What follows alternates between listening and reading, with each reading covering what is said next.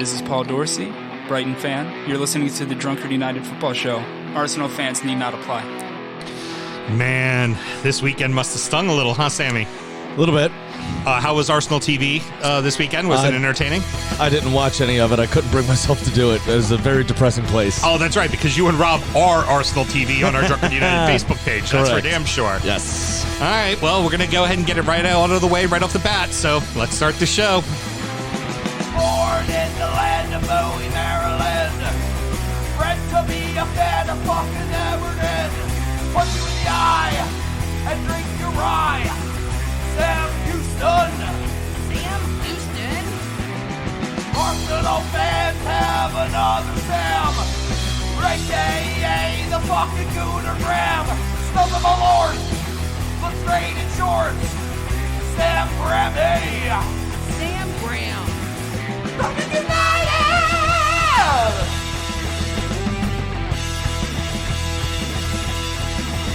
Fucking United!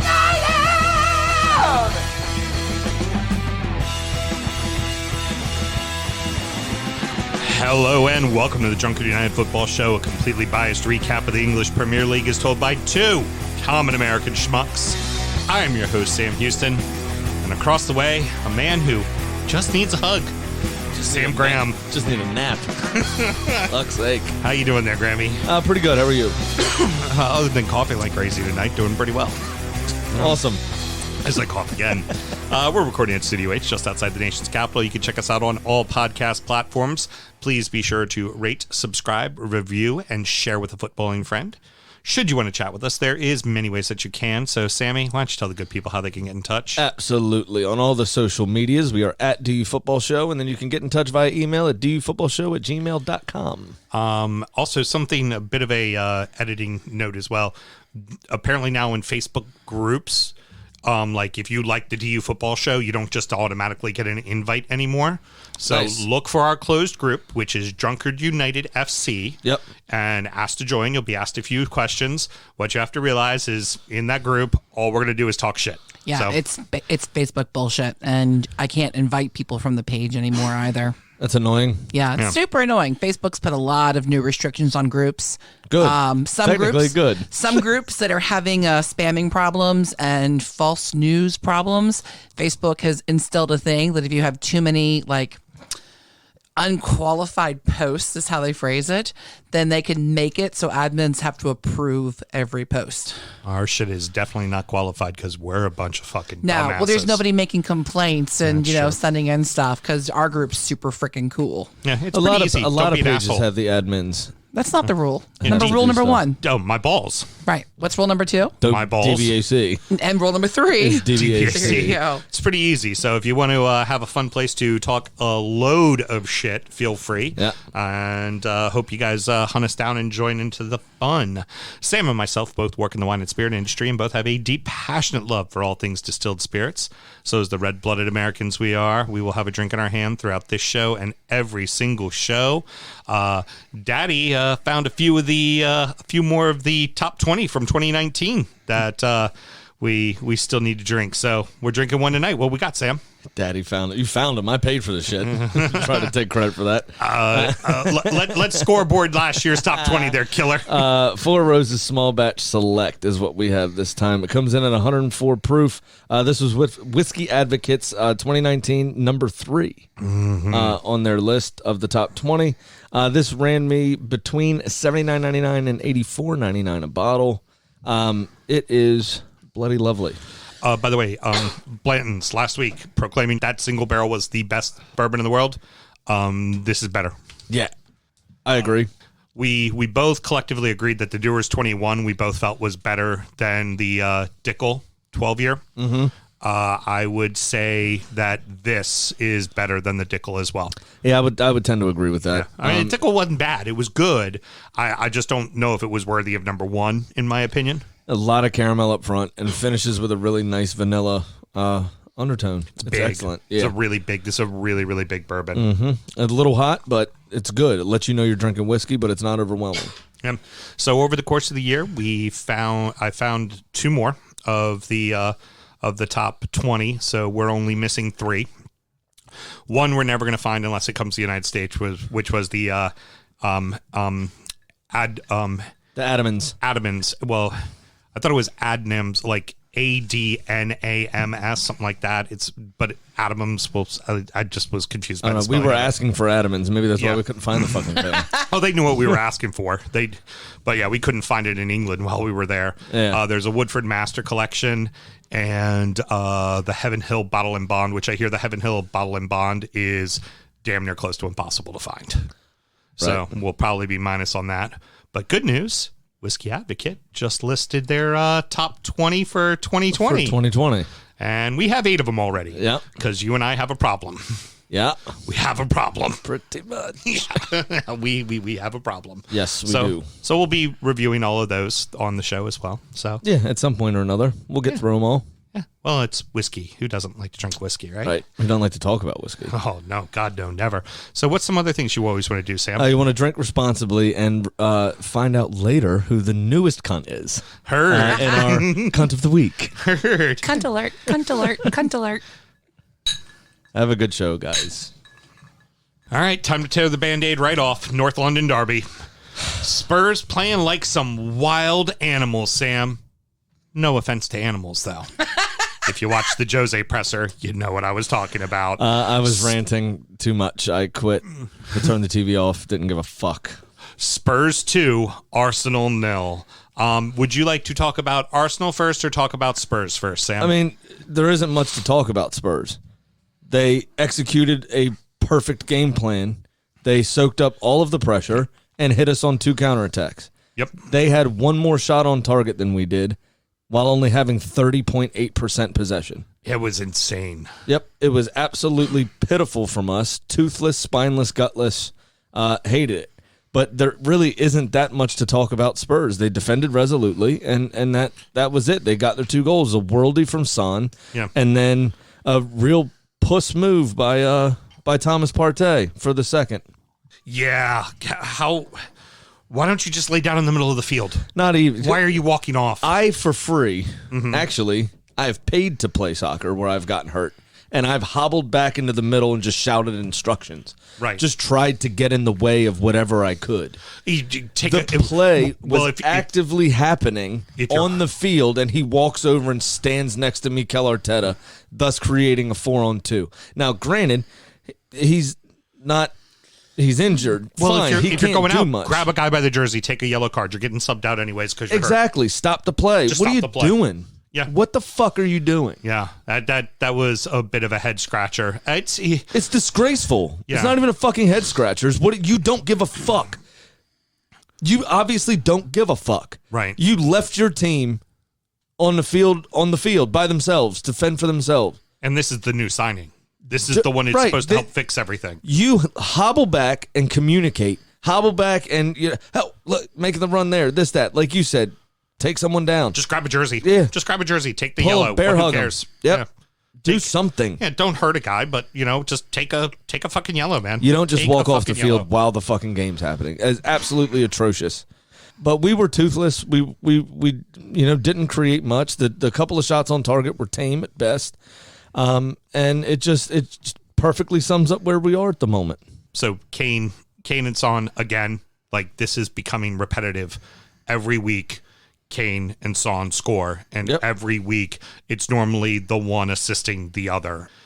We talked a bit about Kane last week, but I think it's now 8 goals and 10 assists so far this season. Yep. I mean, he's now also the all-time leading scorer in the North London Derby. Yep. He 11 goals. The other. Well, it's nice that he passed Aubameyang. I mean, not Aubameyang.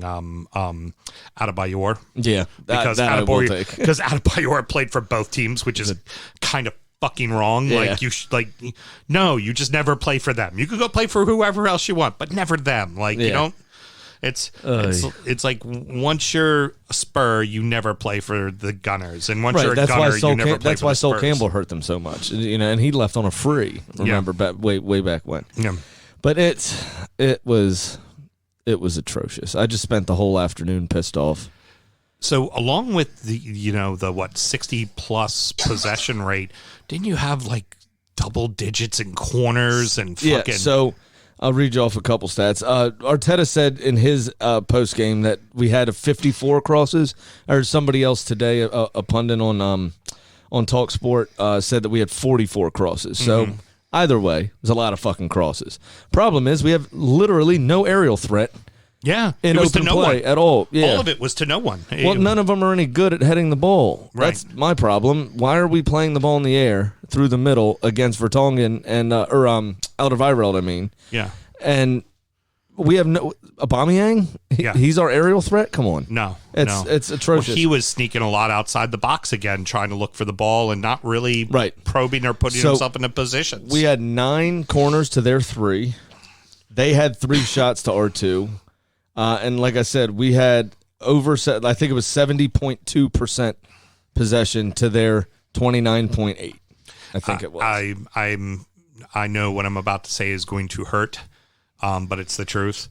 That was an utter and complete dominance of Spurs on Arsenal. Arsenal had good possession. They controlled the ball a lot. It was never anything of substance. No. Never. It was bullshit. It was absolute bullshit. Lloris made one really good save. Yeah. It's abysmal. It's absolutely abysmal. This is the lowest position we've been in since 1993. Yeah. And that was after one game, and we had shit the bed with goal difference, so we were dead last in the Premier League that season. So This is the lowest we've been. Period. But this is the worst start we've had in our history.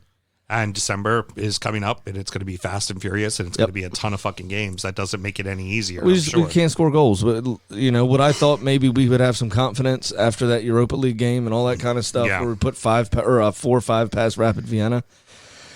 And it just did not translate to the rest of the team. Yeah. It did not do anything for us at all whatsoever. We look a shell of ourselves. So last week, no blame on Arteta. This week, I'm starting to think that it might be him.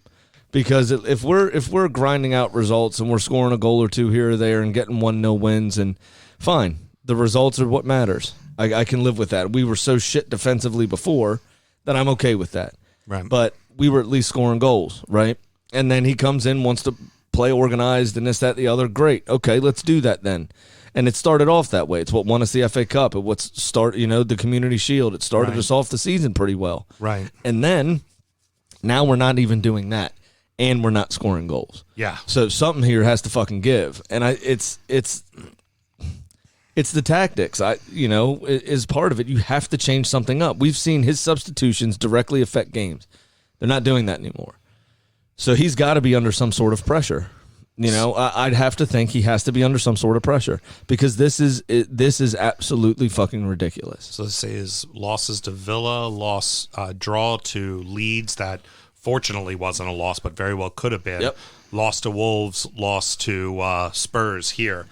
Yeah, and here's the question is who is going to score the goals? I'm not sure anyone's going to score goals for you right now. I don't know what's going on. I literally have no idea what the fuck is happening. Abba seems to be hiding from the game. Mm-hmm. He's going wide, and he's just staying outside wide. He's not even driving at goal. It's like he goes wide, and he just passes the ball back off. He's not even trying to get himself around the net. No, there's something stinks here, and I don't know what it is, but they're not playing for Mikel Arteta. They don't look like a team out there either. For all the good work and shit that they did on Thursday that looked great, they don't look like a team currently in the Premier League. Yeah. They and it's summed up, by Thomas Partey walking off in the middle of the fucking game. So now, really, the big test for Spurs is going to be the 16th, playing Liverpool. This is each test so far. They're responding and they're answering. They beat City, they beat you. Now it's Liverpool. Do you think that this team can do it? Yeah, I absolutely think they can do it. Which is really sad, and it pains me to say, and I don't like it. All right. Well, then it makes me very uncomfortable. Why don't you do something else that makes you very uncomfortable? Take that shot of Malort, my good man. Here we go. To the Arsenal. You fucked me again. Well done. I'm drinking really good bourbon. Oh, that's a lovely face. Oh, man. Oh, ooh, there's some coughing and some verping in there. Woo!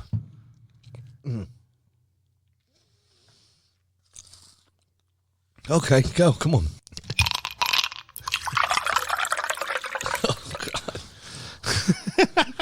I just wanted to see how that all rounded out there. I was enjoying that. Jesus Christ.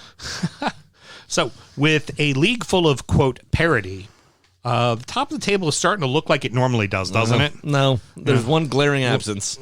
Yeah, you. Yeah, exactly. And currently, obviously, with Southampton's win today, they're in the top 5. But it's all the big clubs are up there. So let's go ahead and talk a little bit about them. Liverpool 4, Wolverhampton 0, Chelsea 3, Leeds 1, Man U 3, West Ham 1, Leicester City 2, Sheffield 1, City 2, Fulham 0. Another great statement game from Liverpool.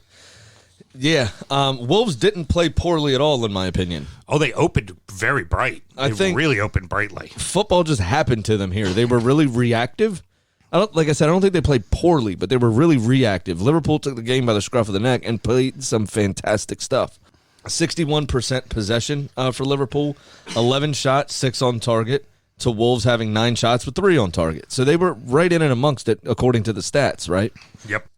Mane, Salah, and Diego Jota were all fit. We're all running around, and Raul Jimenez is a very obvious miss for them. Yeah. There was nobody really getting on the end of things, and I worry for Wolves that if Podence can't step up, or that young kid that they bought, the 18-year-old, if he can't Silva. step up, Silva, yeah. Pedro Neto seems to cause problems, or Dama Traore causes problems, but they're not the guys that are on the end of things. Yeah. That's all Raul Jimenez. And without him, you worry for them. I don't know where their goals are going to come from on a consistent basis. Yeah, that's safe to say. I think that I don't want to overthink Nino's lineup, but I think that he should have had Nieto in the middle and Podence on the outside, Right. not Podence in the middle. Podence is pretty small. Or but you also could have them switch. Pedro Neto's very fast as well. Yeah. But they need to rotate and move to help confuse the defense. feel like Neto's probably better on the ball and probably better back to goal than I Probably think agree with Podence that. is more of that run on to it kind of guy. So let him run on to it is my general impression. I don't disagree with that. Alexander Arnold gets subbed in for Liverpool. That's huge. Yep, that he's back, absolutely. Now suddenly that back line, it's Robertson, it's Alexander Arnold, it's Matip, who can start and has started quite a bit for them, and you don't feel bad at all about putting Fabinho back there, not one bit. No, and that the Irish lad, the goalkeeper, did very well. Yeah, I think we've seen the end of Adrian. Yeah, I think Adrian's done. Yeah, he's gonna go hang out with Loris Karius. Yeah. He's finito, no doubt about it. But yeah, it was not a full strength back line even still, and Wolves just didn't take their opportunity.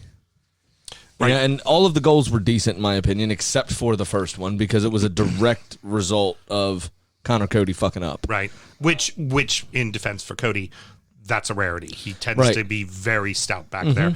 I think he was probably a little confused by the 4-back system. He very much likes to be the center back in the 3. The other issue is he started his career at Liverpool. Oh, so he fucked off. So his Liverpool. He is boys as scouse as could be. Yeah, that guy. Yeah, and it just took it off the chest.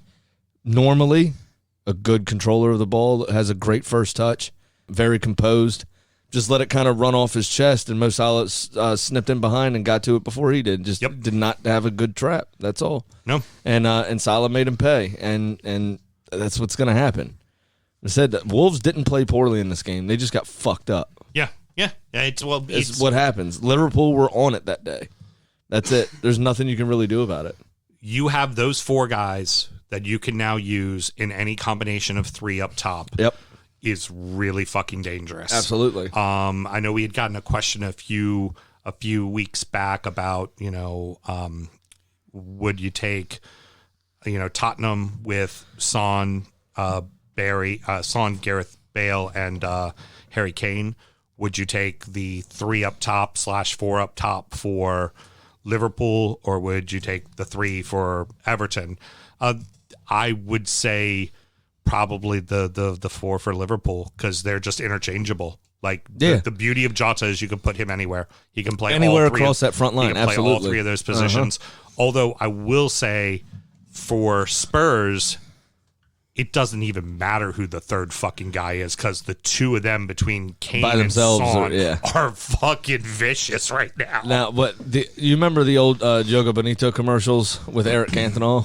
Yes. I feel like Liverpool should be, why not 118? And just fucking throw everybody up there. Throw Fuck everybody it. up top. Just Alex Oxlade-Chamberlain's fit. Xherdan Shaqiri's fit. You got Jota, Firmino. It just beat everybody 7-3. yeah. Who cares? And now that the season's starting to really take form, there's no reason not to think that this team cannot repeat. No. They can certainly repeat. But they are going to have questions asked of them because there's other teams, Chelsea and Spurs in particular, that are very, very good. And they're going to put Liverpool under pressure, and not having Virgil van Dijk, the one player that really put them over the edge of being a world-class, consistent team, is obviously unavailable. So then not having their starting goalkeeper as well. So you're going to there are going to be questions asked of Liverpool, and shit like what happened last weekend against Brighton. That kind of stuff is what's going to peg them back. Right. And if they don't pick up those points where they're supposed to, if they don't pick up those wins that are supposed to be wins, you're going to see Chelsea and Tottenham hanging around. And as much as it pains to say, both of those have equal chance of winning the title this season. And, I mean, we'll get into them in a few moments, but don't look past City and United now, because both of them have a game in hand, which are against... Fuck United. Well, yeah, I'm not sold on United, but by points, they go and beat Burnley. They're 1 point out. They're 1 point behind all the guys at the top. Correct. I mean, that's true. City gets a win against Villa, they're now 2 points behind everybody at the top. So suddenly it gets real tight, real fucking quick when those games in hand come into play. Absolutely. But you also have what the rest of the league needs to worry about is Paul Pogba. We're nearing the transfer window, so it's time for him to play well. Right. And which is what we saw against West Ham.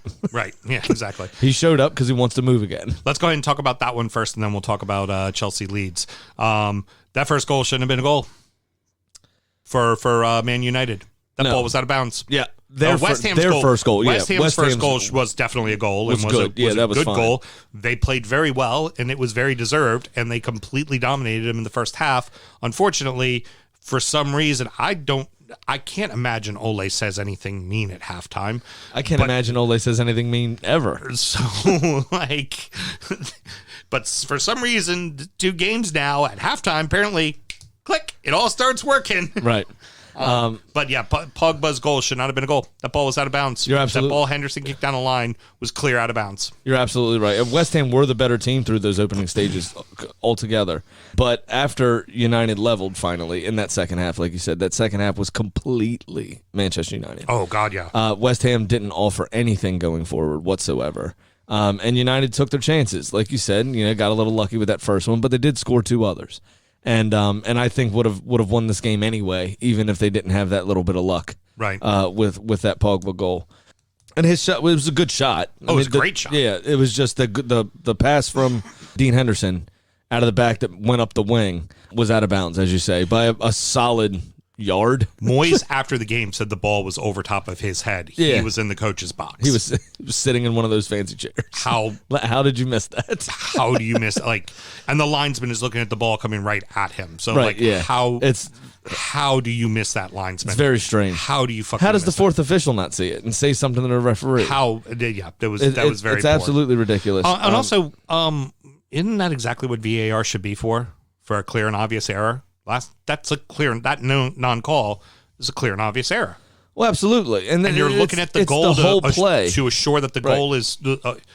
We saw them last year go all the way down the field in 40 seconds and take back a fucking goal because of an offsides, right? With that Bournemouth reversal, correct, which could have ultimately been what sent Bournemouth down because they only went down by a few points, right? You can't take a second to look and make sure that ball stayed fucking inbounds.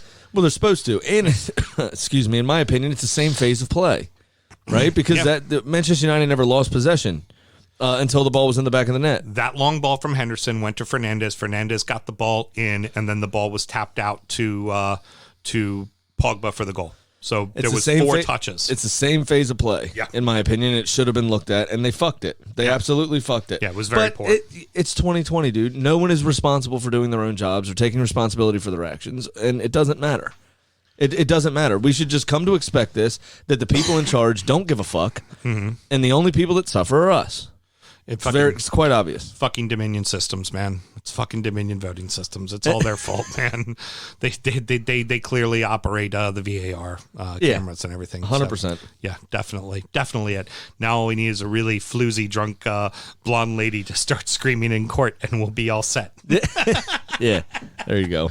Like to see that during the next, like Amanda Stavely or somebody during like a disciplinary hearing. You don't know. You don't know. That's funny as fuck. Leads, as always, quick early lead. They love to do that to especially the big clubs. Punch them in the face early. Yeah, Patrick Bamford, who was on Chelsea's books back in the day. Yep. But this is actually who hasn't been on Chelsea's books back in the day. That's true. This is a very intense and less spoken about rivalry. I don't know if you knew that. Oh, yeah, it's a big one. Yeah, it started in the 60s and 70s as both teams were on the rise, contesting for domestic and European titles. And it all came to light in the 1970 FA Cup final, which was a particularly physical game even for those times.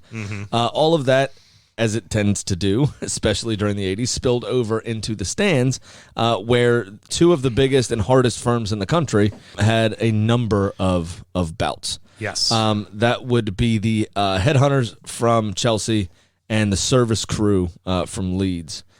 Also, the perceived difference in the cities. Right. Yorkshire, Leeds, gritty, working class, blah, blah, blah. London, Chelsea in particular, Kensington is very posh and, and that. So that also fueled those fans' rivalries. And this game delivered. Oh, it's a fabulous game. They were intense. Both teams. It was end-to-end stuff. After Pulisic scored at the end. This was a 2-1 match. Yeah. You know. But after Chelsea equalized, you could see a little bit the Leeds players' body language kind of shift. Yeah. And Chelsea took that opportunity and stayed on top the rest of the game, in my opinion. There wasn't a whole lot coming forward. I mean, Leeds played some decent football. There were some chances, but it looked the first 10, 15 minutes looked completely different from the last, I'd say, 40. Right. Chelsea were noticeably on top, playing some good football, and got the win here. It was excellent stuff from Frank Lampard's team, and I think, as we already discussed, they are proper title contenders this season. Yeah, fucking Giroud. And they're set up. Giroud is on fire right now. That man is scoring everywhere. A perfect haul in the Champions League midweek. Yeah. So left foot, right foot header. He had a perfect hat trick. Well, how can you make that better, right? Also scored from the penalty spot. Yep, exactly. A perfect haul for him midweek, and he got the opener for Chelsea that equalized. Yeah. So good on him. We should have never let him go. I've been saying that since the day he left. Oh, you could have definitely used him now. Yeah, definitely right now, could've. you could use him right now. Yep. Him and that big, beautiful, meaty forehead getting on balls, putting in headers for you. Yep. That would have been nice, wouldn't it? Yeah. Except for you lost to Spurs, so we're just going to keep on talking. Yep. So the next one then, we've had Leicester beating Sheffield. Sheffield actually showed some gumption. They showed like they gave a fuck. They really did. They what was it, 2 minutes or something after Leicester took the lead, Sheffield equalized. Yeah. And I mean, it was very funny that Yuri Tillemans was trying to mark big Ollie McBurney. Yeah, let's have the littlest guy on the field. Mark the biggest guy on the field. Yeah. Mark the ox. Stupid. Fucking stupid. But yeah, that was the only thing funny about it. I mean, McBurney looked like he was trying to, get through to, get the guy that kidnapped his kid. The determination on his face. You know what I mean? He was angry and attacked that header as such. And, good on him. But I don't understand why Riyad Brewster's not playing. I'm sure you probably had that question. He's got to start. He has to start. It makes no sense to me whatsoever because it's not like the forwards on the field are doing anything to keep themselves in the team. It's not like, right, for instance, say... McBurney's goal was his first goal this season. Right. But why is he starting over Reed Brewster when you spent that much money on the kid? Right. And you clearly need a change in the system. Yeah, because your system done been figured out. Yeah, something's got to give here. The effort's there, and that's we oftentimes talk about it the other way around, where teams are quite talented and lack the necessary desire to do the job. Yeah. Right? Yeah. But both things are necessary. You have to have some talent and you have to have some determination. Yeah. And Sheffield right now only has determination. It means they have no fucking talent, and they're getting found out week in, week out. And then in the 90-plus minute, Jamie fucking Vardy's. Oh, he Jamie fucking Vardy big time. He Jamie fucking Vardy twice in the span of 15 seconds. Yeah, he did. He bent his run beautifully after I forgot who gave the ball away for Sheffield, but bent his run beautifully. Great pass in behind, got behind the defense. You're not catching him from that position. Rifles home.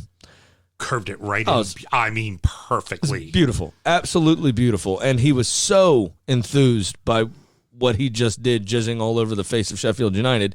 He slides to the corner flag. And says, fuck your corner flag! And broke it in half.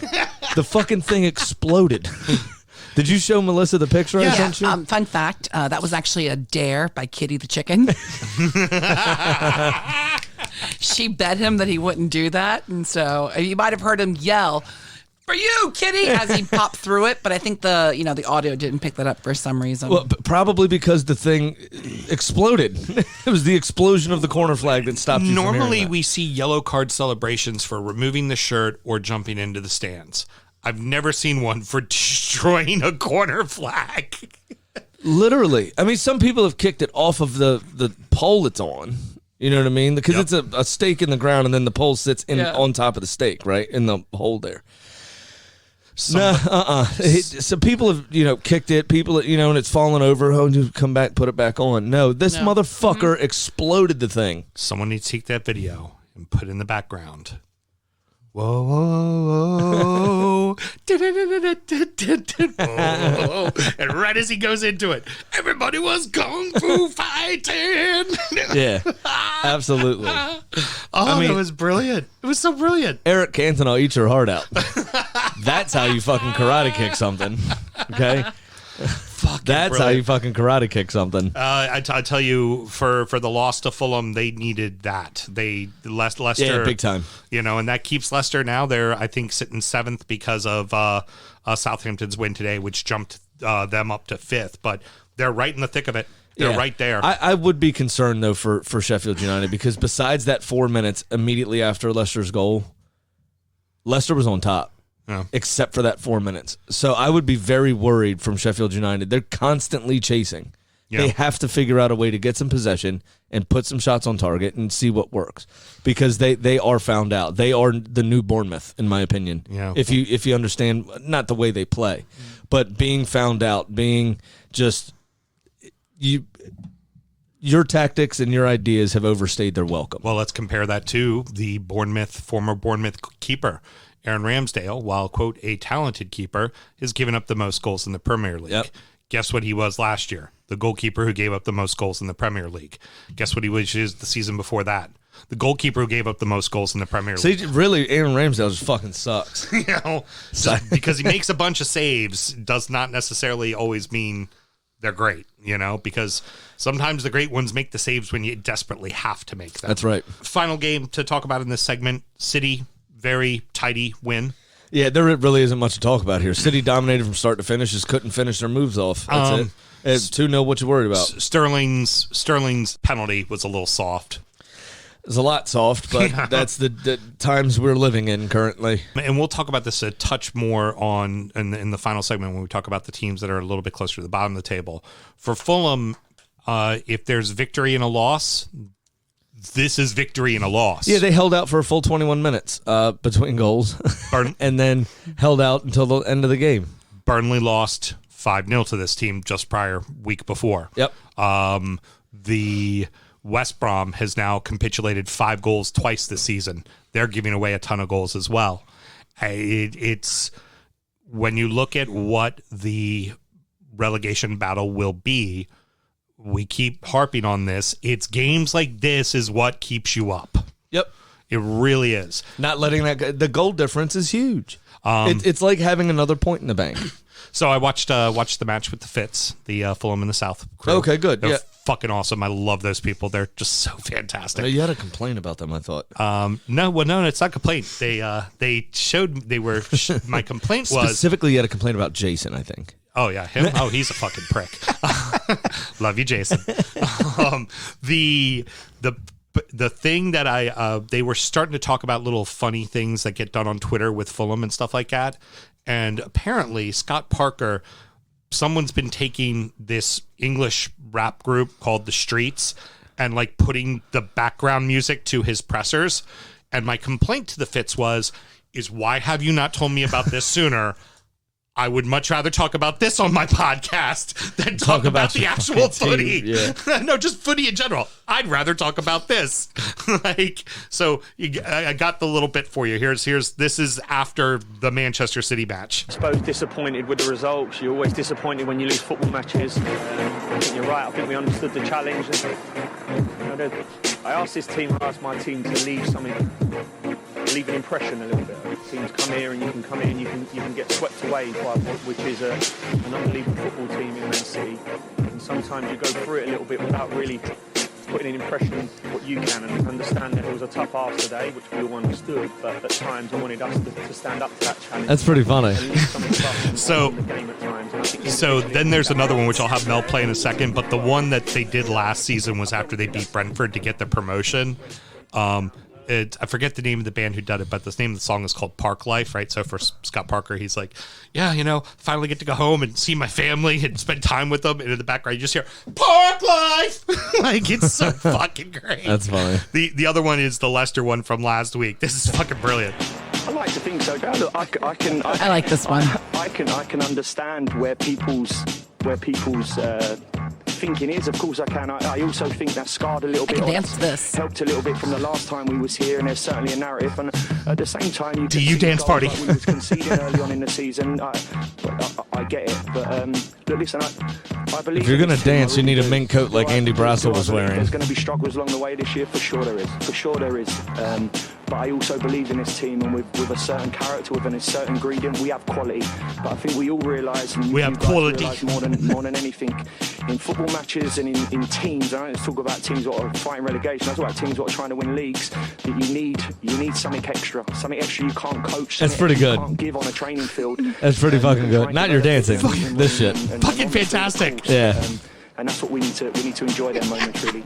That is pretty good. Well, That was the section where we were supposed to talk about Villa Newcastle. So no, that's I've got that reserved as well. We need to give that a sentence. Rounding out the rest of the league in so that happened.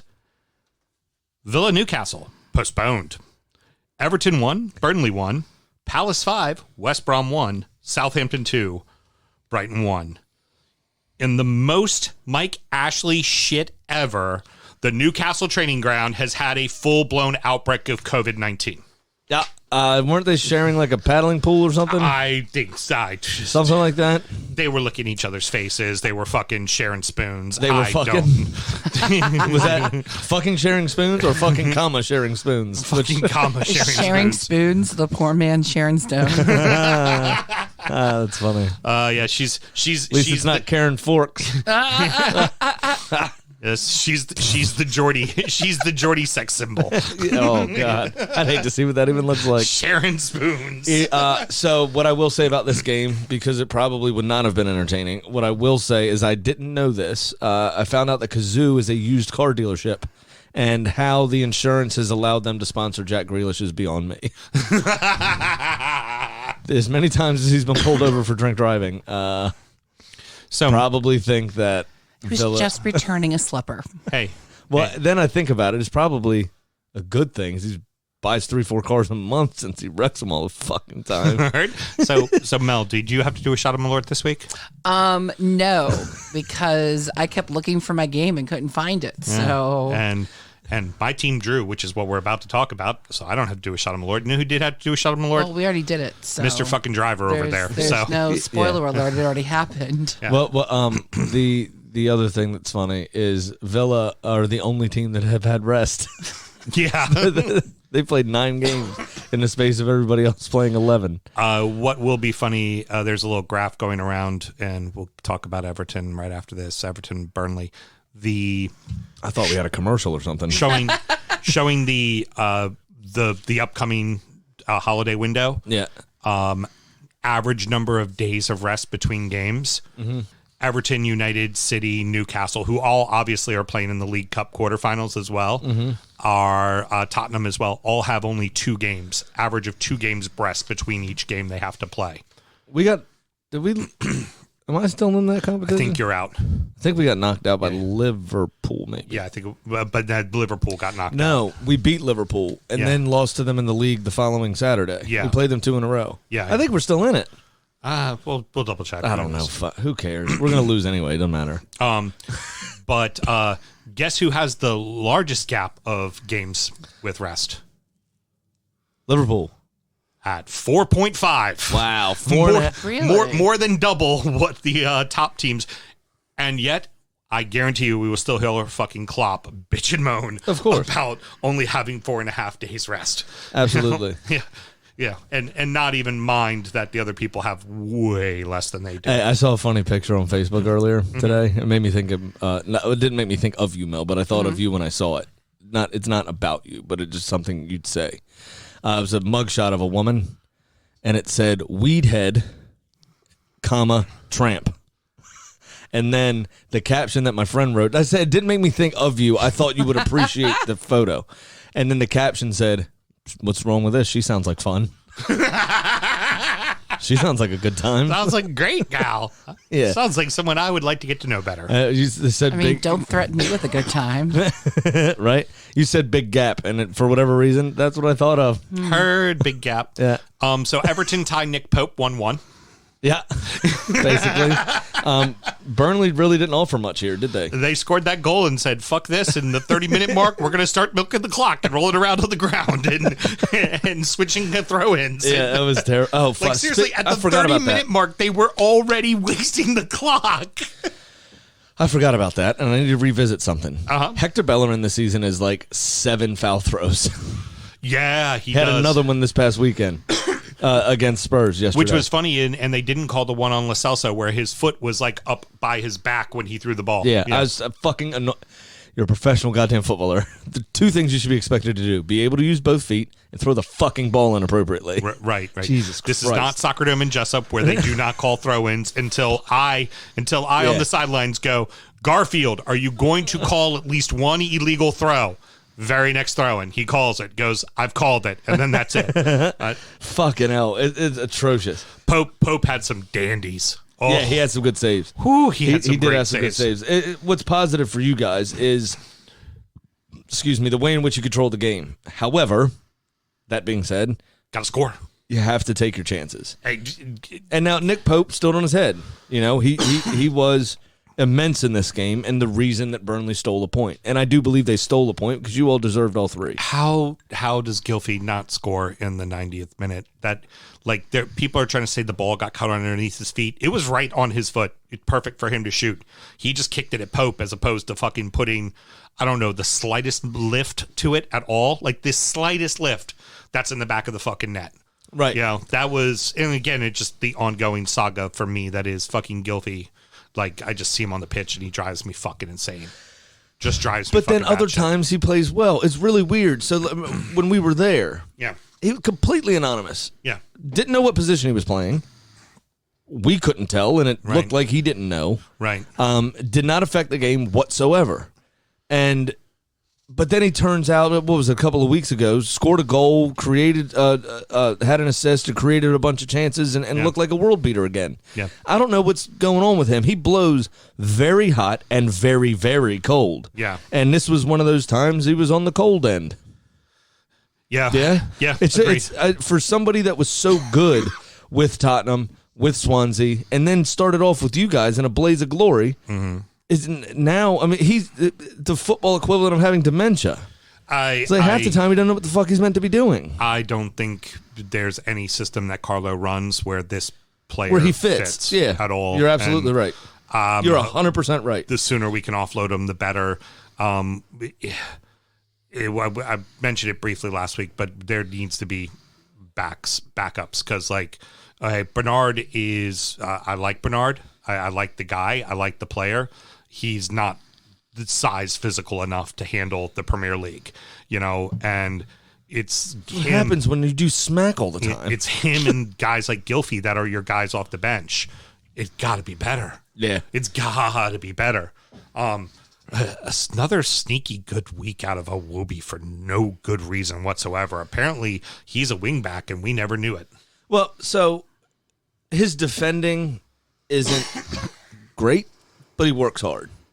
And he makes up, and he is rather pacey, so he does make up for some of his mistakes by being able to recover. Oh, shocker. Delph was on the field, and Delph got hurt. Oh, but yeah. When does that not? The that always happens. Yeah, the week's not complete without a Fabian Delph injury. Yeah. But Iwobi has the tools to play that position. He needs to learn the defensive end a bit more, but he's always worked hard. No one has ever questioned his work rate at all. And you have to have an engine on you to play that position. And he's doing very well by my estimate, and he'll only get better as he learns to defend a bit more. I think it could be a nice resurgence for him, to be honest, and fix your problems at that position. Well, I mean, as soon as we get Coleman and Digne back, but that Coleman's with 34, 33, 34. Right, like, true. I mean, you get 2-3 games in a row out of him, and then he's exhausted. Right, precisely. And which is fine. No knock on him. It's just he's at that stage of his career. Right. So there's going to have to be some sort of changeover, and John Joe Kenny isn't the answer. No. We've already seen that a few times. Kenny's not even making the bench. I mean, I think you should get Sidibe back. No, thank you. I'd rather just play with 10 men. No. Could That's so funny. Could Nick Pope be what keeps Burnley up? Yeah, absolutely he could. He's that good. He really is that good. Yeah. He's a really special talent. He's very good. And he rarely makes mistakes. Good. He's good off the line. I think Burnley's going to do well to keep him next summer, to be honest. There's enough teams that are fucking around with goalkeepers and Nick Pope's probably the only one that's going to be available, in my opinion. I'd take him immediately. Yeah, I'd bench fucking Pickford and hey, Gareth Southgate, I'd bench Pickford and put in Nick Pope as your fucking England number 1 right now. Well, there's the thing is he's not playing for a very fashionable club, right? And sure, he's seeing a lot of work. I mean, I could see the kind of the England manager thinking about him like they used to about Ben Foster, right? Playing for kind of he sees more shots than anybody else. Does very well with it, but he plays for an unfashionable club, and the team's not very good. Right. And he's the only reason that they are where they are. But it's the one position on the field where being sexy shouldn't fucking matter. No. You need right. a guy. You need a workman who gets it fucking done. Who, as my coach, my coach I had for my junior year in high school, looks me in the face after I'm doing all these diving around, trying to look pretty saves, grabs me by my fucking shirt, pulls me right up to his fucking face, and he just goes, "Stop looking cute, make the fucking save." And that changed everything for the way I played keeper. And it just, make the fucking save. And guess what Pope does? No, he makes makes the fucking save, and he does it over and over and over again. We say that the mark of a top goalkeeper is, yes, making saves, is catching, is being confident, blah, blah, blah. The difference is between elite goalkeepers and good goalkeepers is elite goalkeepers stay switched on, right? Yeah. They don't have a lot to do. So Ederson, City has, 65% possession on average or so. Mm-hmm. Ederson doesn't have a lot to do. But when he is called upon, he's ready for it. Yeah. Right. What I worry about Nick Pope is if he were to make a move to a better team, which I think he should. He deserves to be playing in Europe. He does. He should be, and in that, I think you'll see him start to replace Pickford. Mm-hmm. What I worry about is, can he stay switched on? Yeah, because Burnley are a very organized but defensive unit. You don't know till you see, but they attract pressure. Right? No, absolutely. You're 100%. But somebody's going to come in for him. You got to think there's teams better than Burnley that have a shittier goalkeeper. Oh God, yeah. Mine, my team. Yeah. My Well, team definitely. We saw by this result that you're not better than Burnley. You're bang average just like they are. We're on the top half of the table. Where are you, Sam? Hey, it's a marathon, not a sprint, my friend. Oh, okay. Tired. That's all I got. I have no defense. No. Literally. No, you don't. Literally have no defense. Don't have much offense either there, big boy. Can't even throw the fucking ball in right. No, you can't. Fuck's sake. You can't even stay on the pitch. You need to be taken off to go see your mommy for your whoopee, okay? Because you hurt your weggy. I can't. He's trying to get personal. Yeah, I don't even wait for it. I just fucking walk off. Yeah, exactly. The game's happening. I'm going to just hobble over this way. Fuck it. So West Brom scores the opening 2 goals. Unfortunately, one of them was on their own net. And seemed like a pretty lively game. And then Pereira did what we like to call a son. So Harry Maguire did it, was not sent off. Right. Son did it, was sent off. Right. It is a send-offable offense. I think, personally... Pro Manchester United agenda? Yeah. Big time. From the referees? No, it's impossible. they don't favor Man U at all. So someone put up on Twitter, one of the West Brom fans was like, how is this a red card with Pereira and this not a red card with Maguire? That once again, big clubs being favored. Mm-hmm. I immediately tweeted the reply of Son doing it to Chelsea and went, that's 2 big clubs right there. It's not a big club. It's a Man U thing. They're top of the table, and they just kick the shit out of you. They'll choke. Don't worry about it. So, but, it's a red card. You don't, it's just like the headbutt thing. It doesn't matter how soft you tap. If you put your head to somebody and you forcibly move your head forward, it's a fucking red card. If you take your feet and kick upward at another player, it's a red card. Automatic. It's not even, it's not up for debate. There can be an argument made that maybe he was trying to protect himself, thinking the player was going to fall on top of him. Right.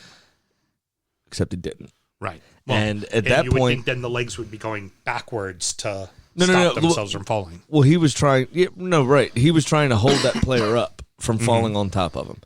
But as soon as that player does not go down, you're in fucking trouble, mate. Yeah. And that's exactly what happened. It's a definite red for me. Straightforward. There's nothing you can do about it. And then Palace just took advantage of the situation. And here's for West Brom. And you can see West Brom held out well, but as soon as they for a bit, and then as soon as Palace took the lead, they fell apart. They quit. West Brom gave up. Yeah, you got to pack it in. You got to play tough. You got to make this a 3-1 loss. Mel, you can't let this be a 5-1 loss. That could have been a 6 or 7-1 loss. Correct. Could you do me a favor and look up if Slaven Bilic still has a job? The West Brom manager. I mean, you're gonna have to spell that, but West Brom manager will get me there. Yeah. He's still got the job for now. I don't think it's gonna last for much longer. No, it won't. Because now, and I'll show you this quickly because I have it relatively close to my fingertips. Is when you go back and look at their cards, which I always like to do when a team gets drubbed, right? How do I fuck? They had the red card against us. Yes, Mel. So as of Monday at 7 p.m., he still has the job. But the Betfair site has the headline, next manager leave, odds on Bilic. Yeah. So after 58 minutes, so it was just before the second goal. I'm sorry, just before the third goal for Palace. Yeah. Conor Gallagher got a yellow. After Crystal Palace started those last 3 goals, right? There's not a single fucking card for West Brom. This was the exact same thing you said about West Brom when they faced Everton. It was like, don't roll over and put somebody on the fucking ground. Yeah. Do something. If they're going to score, if they're going to score, make them hurt. Yeah. You remember the meme with the stick figures? And one stick figure has a stick in his hand, and he's like poking the other's like, come on, move. Do something. Right. That's Slaven Bilic and his team. Yeah. Move. Come on. Do something. It's like, what in the fuck? How can you look at yourself in the mirror, right? It's the playing equivalent of Thomas Partey walking off the fucking field. Yeah. Yeah, It's it's concerning. It's absolutely fucking ridiculous. You just roll over and die. You have to show something about yourself. How many times have I gotten a second yellow in the years we've played together? How many times have I gotten a second yellow when it was like 9-4 indoor? Because fuck that shit. Yeah, you'll go ahead and take your Sunday Yeah, off. fuck that. Somebody's going to pay for this. Yeah. Okay? Yeah. I'm not going to roll over and die. And if you want to beat me that badly, you're going to have a scar to prove it. Yeah. Okay. Well, if later in the game, if a team, I would do one of two things. You've seen me do both, where a team is beating us pretty handedly, and they're coming at us with like maybe a minute left, and it's like a 2-on-me fucking fast break. You've seen me do one of two things. Either one, just slide through and kick them and make sure that they hit the fucking deck, or two, step out of the goal and just go, do you really fucking want it that bad? Go right the fuck ahead, asshole. Right. And not even give them the satisfaction of that. Yeah, great, they score, but then they don't beat me. It's Because I just walk out of the way and go, fuck you. It's just, it's absolutely ridiculous to me that you get paid this much money to give up. Yeah. To just give up.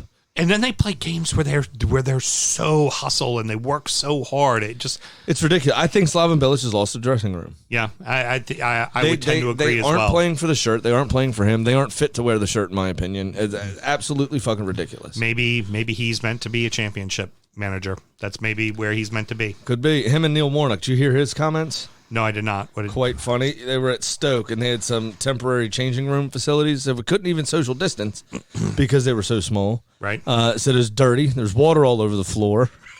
And there was an engine outside running, pumping fumes in. So I'm not sure what 5-star accommodations he's normally used to, but apparently old Warnock was not happy. The good old Warlock. It was Good fucking, old Warlock. fucking funny. So finishing out the games was the final game today. Brighton, yet again, give away a fucking lead and find a way to fucking lose. Yeah, I was nervous that I needed Southampton to score a second goal to complete my bet. Yeah. But I was nervous that if they scored that second goal, it might take me down in my fantasy. But as of now, I won my bet and I won my fantasy game. Yeah. Yeah. Yeah. Fucking A right. You'll get a chance to talk about my fantasy game as well. But that first goal helped me a lot. I bet Helped it did. me a whole lot. I bet it. Oh, nope, I lost. Ha ha. Well, you'll talk about that in the next segment anyways. Good to see Ings back on the pitch for Southampton. He got subbed in at halftime, and had a good run and looked good. Didn't seem to be pulling up at all. So he's going to be monster for them if they want to continue to have success. Yeah, he definitely will be. You're absolutely right. And Brighton, I fear for, because we have to go past performance dictates future behavior. And for the last 2 seasons, when it becomes January, Brighton doesn't know how to win unless they're playing Arsenal. Correct. It's time to tell you what little we know. It is prediction time. I know a lot. 3-way parlay, no worries. In Upside Down World, everyone hit and I missed. It's not Upside Down World. That's called fucking Monday night. It's called your second bet you've hit this entire season. So you hit for plus 374. That now puts you down 169, which is much better than the 543 you were. Maybe I'd rethink my bet and just do something that's worth exactly 100. So I could be on 69. 69. Oh, yeah. Draw a heart around it. You fucking douchebag. What's the speed limit of sex? 68, because it's 69. You got to turn around. Oh, he's so proud of himself, isn't he? Go ahead. What you got this week? All dumbass? right. So I have a 3-way parlay again because I'm a fucking boss. Okay? Okay. Liverpool to win against Fulham with Mane to score. Okay, is the first 2 parts of that. And then Leicester to beat Brighton is the third piece. That is plus 365, which I think are decent fucking odds. Very good. I've got a little. My action's got a little bit of that Brighton Leicester stank on it. If the word. Well, time to check in from apparently, I guess betting on youth gymnastics is not a weekly thing for our boy. But let's go ahead and bring in Pat. And now it's time for our degenerate gambling friend Pat's pick of the week. Patty, how you doing, brother? you know. So you hit this weekend, didn't you, Killer? Yeah, 2 for 2. Feels good. Nice. So we're recording right now. How's the old football team doing against the Steelers? They just got a holding penalty for them when they were going for it at 4th and goal. It is 14-3 Steelers. Okay. I will quickly say that the Steelers are the worst undefeated team in football ever. Oh yeah, they've beaten all the shitty teams barely. Yeah, they're worthless. Yeah. I mean, if they did happen to go their schedule, the second half is a whole lot harder than their first half. But there it is, touchdown. All right, good deal. So 11-9 then. Yay, like that. Come on, old football team. So what do you got for us this week, Patty? All right. Well, now that I'm a little closer to even, after hitting on both of my bets last week, I'll take a crack at a two-way parlay on the game of the weekend. Saturday, you got Man U hosting Manchester City. United has been on a little hot streak since losing to Arsenal at the beginning of November. But I see that streak coming to an end against City this Saturday. I'll parlay City at -0.5 goal at -136. And the over at 2.5 goals at -113. I can see 3 goals in this. Definitely. Yeah, I mean, City has been scoring past couple of games at least. Mm-hmm. So, and $100 bet, that'll win me $227. So, hopefully just, even if I lose, what's being down 700? I don't know. Lovely.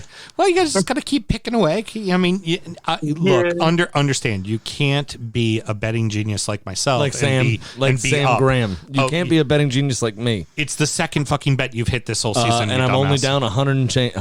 Excuse me, I know exactly how much I'm down. 169. Yeah. I don't have it in front of me right now, but I did look at Liverpool because I had been kind of betting Liverpool all year and maybe 50-50 as far as my betting with them, but they're like -1.5 goals at like -145 or something. I can't remember who they're playing. You would know who they're playing. I think it's got it right here. They're playing Fulham. They're definitely going to win that. Fulham will play them a little tough, which is so I don't imagine that it'll be anything more than three goals, but they'll definitely beat them, I think. So yeah, cool. Yeah, I'm pretty sure they're going to beat them, but just too big of odds to touch them this week. All right, cool. So you got any second half action on the football team and the Steelers? No, I mean, because I don't like betting against my heart because of course the smart play is Steelers, so. But then knowing me, I always root for my money even more than my heart. So I just want to root for the Skins and have no action on the game whatsoever. Got it. So that's code for you got a bunch of money on college basketball tonight. No, I haven't even. College is. I kind of gave up about a month ago with college because they're just you have no idea who's gone down with Corona. That's it. Kids are idiots. Yeah. Yeah, exactly. And the details come out like 30 minutes maybe, if you're lucky, before the game. And if you took a bet an hour before, you're like, well, shit, 4 of the starters are out, and I didn't even know. It's like it's very difficult betting. That's where you need a mole inside the campus. Right? Well, no. What you need to do is follow like the small-time reporters for the colleges on Twitter, and then you get all the details. But you think I got a time to freaking follow 120 small-time reporters? I ain't got the time. Just got to stick to youth gymnastics, like apparently you now have a big thing for, right? Yeah. That's quite scary, and I'd walk away from this as fast as possible. All right. Well, Pat, enjoy the rest of the Monday Night Football. Okay. All right, guys. Have a good one. I'll talk to you next week. Absolutely. Next week, brother. Bye. See you, man. See you. All right. Well, Liverpool won, but Jota didn't score because he's a fucking Bama. So as I put it into as a reference losers, for the kids, put it into the couple losers. A Bama. Fuck off Liverpool and Jota.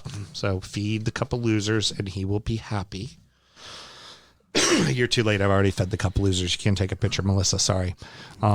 Just going back to our island game, actually. Yeah, I'm like, I don't have any bits coming up, do I? But unlike you, yeah, you do have a bit coming up, woman. Unlike you, Sam, I'm still up. I'm up $135, which you are not up. Not 169. You know what? You haven't been up at all this entire season. I was up. Bullshit. Oh, that's right. The first game of the season. Thank you very much. He started up, but then it went down. Well, like I said, I'm up. I'm a man of a certain age. I'm currently up 135. Big Sam's Lock of the Week. And I'm not sure if you're aware of this, Sam. Just dropped all my shit. 33.33333333% of the time, it works. So exactly 1/3. 100% of the time. Oh, yeah, baby. I'm going to take that Leicester and Brighton action as well. I'm going to parlay it simply because the win, I think it's like minus 140 for Foxes to beat Brighton. So I'm not that confident in Leicester, but I am also, to pad up the numbers a little bit, I'm taking Leicester to win with Jamie Vardy to score, and that will actually net me 180. I almost took Jamie Vardy to score first because the action on that was 480. Almost did it, but I decided to go with just him to score because I could totally see Brighton scoring an early goal because it's what Brighton does a ton. Yep. You're right. All right, good for you. So that was a pretty good segment. You know, it'd be better if I won. To be honest, no, it wasn't. It was fine. It was okay. It's mediocre at best. I can hear people clicking off the podcast right now. Pat was good. Sam sucked, but you know, hey, how about you do better? I thought of something and I completely went out of my mind. Well, good, because that's, you know what we do? We give you Kitty the chicken.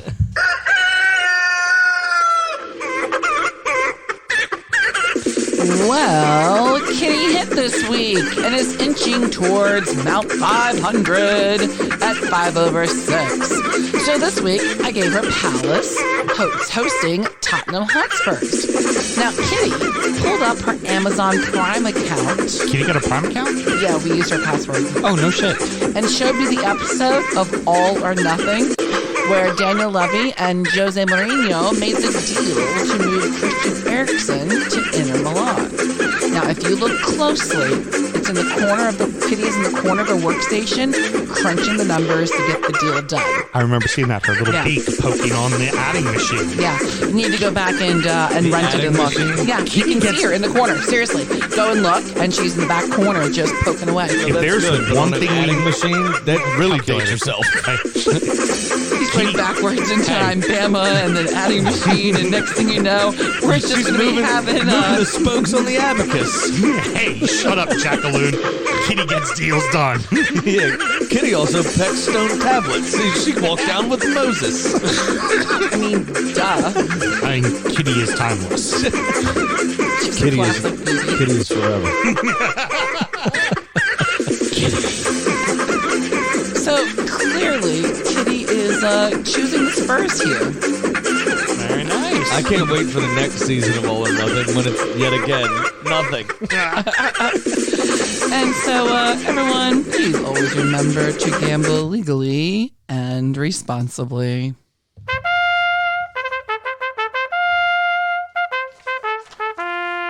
Okay. I am completing this week under protest. Okay, go ahead. Automatic substitution because Billy Sharp for Chris didn't play. Mm-hmm. So he got 11 points from the bench for somebody, and I ended up losing by fucking 8. Uh-huh. I was beating him by 3. It's in the rules. I looked at that very closely because I had something that could have happened for me that did not happen for me. It's bullshit.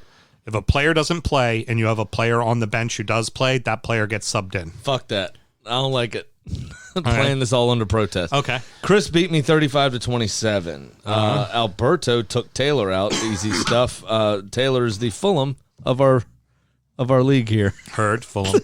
43 Park life. 43-21. Rob narrowly losing out to Kenny 28-27. Big Sam, you did win and beat Alan Brody at 35-29. Man, Brody's on a losing streak. And I'd like to say I did that with the player of the week, Wilfred Zaha, on the fucking bench because my ass overthought my fucking team. Nice. And pulled him off. Dude, I had to listen to him bitch about that all weekend long. And I had Diangana start, and then he was the substitute for the red card in this, so he only had 1 point. If Diangana hadn't started, they would have swapped in Wilf. Come to think of it, I don't know what he bitched about more. Wilfred Zaha or the TV he broke? You can find out more about that TV if you subscribe to our Patreon, www.patreon.com/DUfootballshow, where you get sound check and then our preview show of the upcoming weekend. And you know what? That's why, despite our best efforts, you are irreplaceable. Thank you very much. Thank you very much. All right. That TV is in a state as well. Yeah, it is. It is. Yeah, that's a story. Again, you're going to have to pay for that one. Geckel, the new mop. TV shouldn't have fucking talked back to me. That's all I got to say. Yeah, Pimpan. Maybe get a little less mouthy, a little more TV-y, okay? Yeah. Also, Sam's going to need to replace that TV, so please sign up to the Patreon. Because he decided to take $250, just literally light it on fire. Yep, pretty much.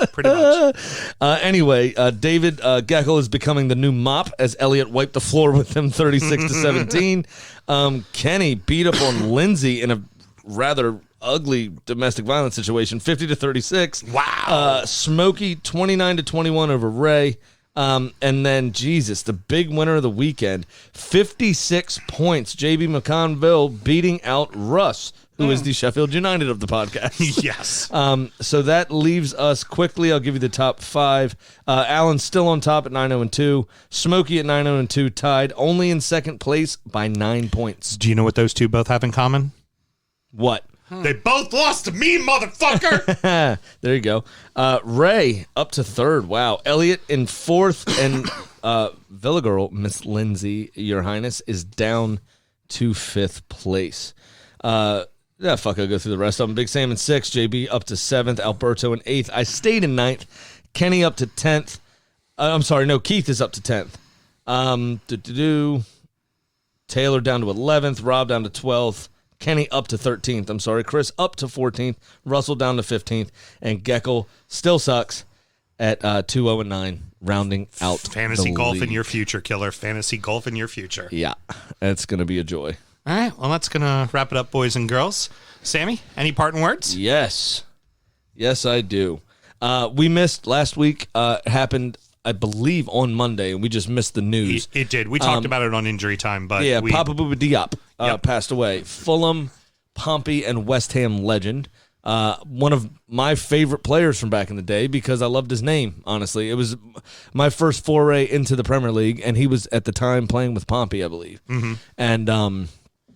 And then subsequently Fulham. I don't remember him playing for West Ham necessarily. I don't think.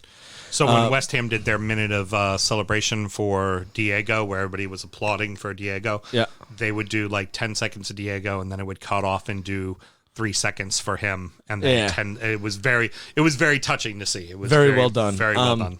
But excellent, good pro. Scored a bunch of goals. He was around midfielder. Fantastic player. 42 years old. It's a bit of a tragedy, to be honest. The biggest goal he scored was for country. Yeah. In what was really kind of, at least for my recollection of the modern football game, is kind of the first real upset when Senegal defeated the defending World Cup champions France 1-0 off of his goal. Yep. And that also started the trend of whoever won the World Cup did not advance out of the group stage the next World Cup. Absolutely. And that has been the case since. Like, everybody thought this last World Cup, Germany was going to advance. Guess what Germany didn't do? Fucking advance. Yep. Arguably one of the best teams in the world didn't advance. Like, it's every single time. Very unspectacular fashion as well. When Spain remember, that's when Holland, the very first game, beat them 4-1. I mean, just massacred them. I was the one where your old striker went to Man U. Why am I forgetting? Robin Van Persie. They did the diving header that went over top of De Gea, flying like Superman. That was brilliant. Yeah. So It's a shame, and so young, 42. I know Just it really is. It really is a shame. And for all the shit we talk about Jack Grealish's calves, this dude had the thighs. Yep. He was a powerful, smart, just a lovely footballer to watch. He had a decent tackle in him. He had goals about his game. He was excellent. And to lose him at 42 is a bit of a tragedy. And now, unfortunately, we have to talk about what you say you always hate having to talk about, but you're going to talk about it every fucking time. Well, if I don't talk about it, they win. Yeah. But they're trying to detract. They're trying to distract. They're trying to take away from newest bunch of fucking cunts. Well, newest is a strong term. Oh, we've known they've always been cunts. Because it constantly comes back to them. Yes. Millwall fans. Fucking Millwall. Booed their players for taking the knee. Mm-hmm. The Black Lives Matter knee. Players trying to further a conversation about the mistreatment and systemic problems that we have in our world society as a whole, but obviously started here in the U.S. really with George Floyd and amongst others, and should have, obviously started before that. Right. As soon as first football game they've been allowed to be at for fucking 9 months. Booed. Loudly. It wasn't just, it happened at West Ham as well, but it was only a few. Didn't really even hear it on television. I mean, to have the privilege to be in that stadium and be the first fans since and this the is how you pandemic, fucking act. and that's what you're going to do. This is how you That act. is a special breed of cunt right there. Absolutely. I mean, what are you throwing glasses at the wall at home when you watch your team on pay-per-view? Yeah. Because they're kneeling? Go fuck yourselves. I wish I didn't have to talk about it. I'm tired of talking about it. I'm deeply privileged to be tired of talking about it. But I will not rest. I will not stop. I will not give it up until this is no longer a fucking problem. Because if I do, they win. Yeah. That's what they're trying to do. And go fuck yourselves, you bunch of cunts.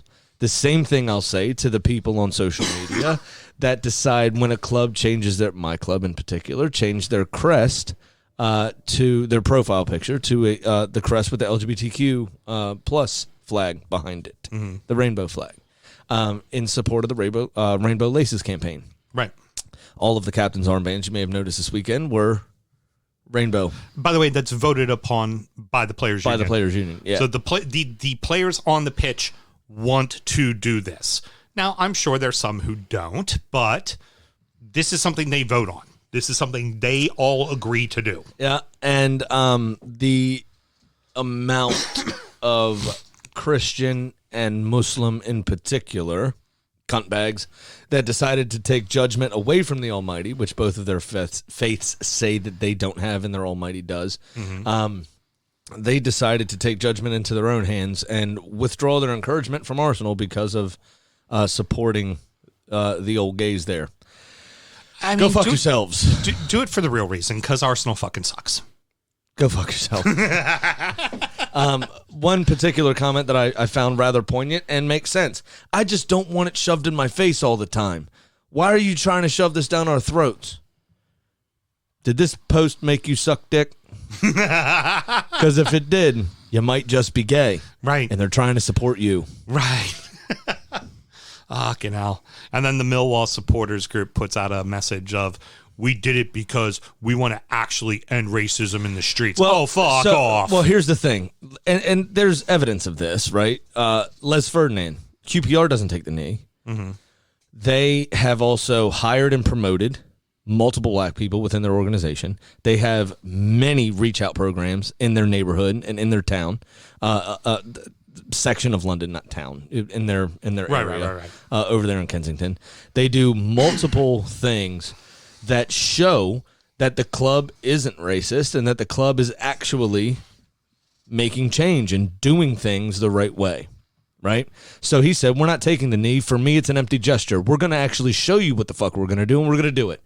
Millwall doesn't do anything. No. Millwall as a club has attempted to distance themselves from these types of people for a number of years, from the hooligans, from this, that, the other.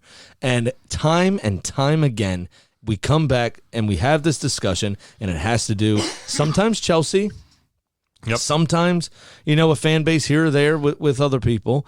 This is fucking Millwall fans. Every time. These aren't the real supporters. These aren't this, that, the other. Yes, it is. You're a bunch of cunts. Every last fucking one of you. All right. Every last fucking one of you. And as racist as you're being and as broad of a brush as you paint everybody else with, I'm going to do the same fucking thing to you cunts. Every last one of you is a fucking disgrace. And until you stand up for it and until you change the culture at your club, you're going to be a fucking disgrace. Fuck off. I will never, ever watch, pay for, or subscribe to anything that Millwall do, ever. I will not watch the games, which gives them advertising money. I will not do that. I will not do anything that has to do with Millwall Football Club because they are a bunch of cunts from top to fucking bottom. Very good. So what we have learned today, boys and girls, is that West London is a bunch of fucking racist, except for Fulham, who are, well, Fulhamish. Yeah. So Millwall's in central London, just south of the river. All right. I thought, okay. Well, But they're cunts too. Yeah, what the hell? And West London, are cunts. All right. Well, except QPR, who does things right, and Chelsea, kind of cuntish. Fulham is Fulhamish. Yes, they're very Fulhamish. They're too polite to be racist. And probably only because they would have to curse to be racist. They won't do it. Heard. Got it. All right, Jason? Yep. All right. So that wraps it up, boys and girls. Next up is Injury Time, where we preview. That's two mentions. He owes us $5. Heard. That's where we preview next week's action. And Sam, how do we go about getting Injury Time? Once again, you just jump on the old Patreon, www.patreon.com/DUfootballshow, where there are multiple tiers you can sign up to. $1, which, well, just thanks. We don't give you anything for that. $5, where you get most of the extra content. And then the top tier, where you get everything that we offer. That top tier is $9. Why, Sam? I'll tell you, because 10's too much. 10 is just way too much fucking money. Add that double digit, man. People walk the fuck away. That's absolutely right. People want that $9.99 bottle of wine. They don't want that fucking $10.99 bottle of wine. Maybe we should have a racism jar at the den. If you say the N-word or act racist in any way, yeah, put a tenner in. Well, if it was only a $9 fine, Mel, I'd probably do it. But I see that 10 pounds, I'm out. Heard. Yeah. I'm going to be compassionate and loving and tolerant. Fucking cunts, man. I hate them. Thank you all very much. This has been Sam Graham in Love and Tolerance Hour. The views of Samuel Graham does reflect those of the Drunkard United Football Show. Yeah, we all 100% subscribe to being loving, tolerant, and accepting. It's a beautiful fucking thing, and it's insane to me. Without black players, what would this game be? Without black people, what would this world be? Yep. Very vanilla. Yeah. Fucking bland, too. Jesus Christ. White people, throw some salt in your food, for fuck's sake. My God. Alrighty, kids. Until next week, everybody. Good night. Born in the land of Bowie, Maryland. Bred to be a fan of fucking Everton. Punch you in the eye and drink your rye. Sam Houston. Sam Houston. Arsenal fans have another Sam. AKA the fucking Gooner Graham. Stump of a lord. Looks great in shorts. Sam Graham, hey. Sam Graham. Drunkard United!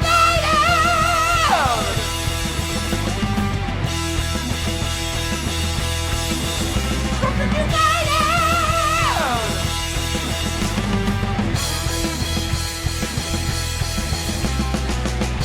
Hit the fucking mute button!